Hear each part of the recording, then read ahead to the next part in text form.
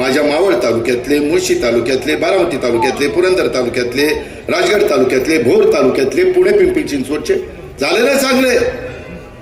5-10 वर्ष रस्त्याला काय होणार नाही असे टार रोड झाले एकदम चकाचक. म्हणजे माझा दुहेरी होतो. एक तर टुरिझम वाढव, परत 40 देशातले सायकल स्वार आले होते. तुम्ही बघितलं ना इथं 1-1 कोटीच्या सायकली आहेत त्यांच्या.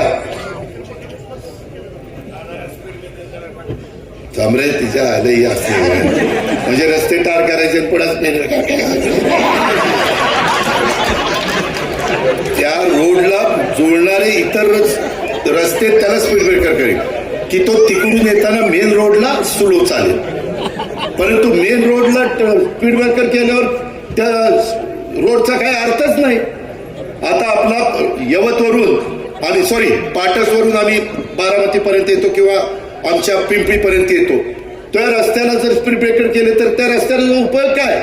त्या रस्त्याला जे रस्ते जोडले जात आहेत ते हळूच तिथं जोडताना ते स्पीड ब्रेकर होऊन त्याला जोडले जातील अशी व्यवस्था करायची असते.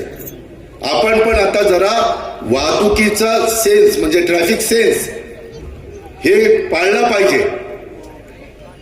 त्याच्यामध्ये गट तर बाजूला ठेवा, कुठेही रुसवे फुगवे बाजूला ठेवा आणि काहींना लांब पुढचं बोलायचं.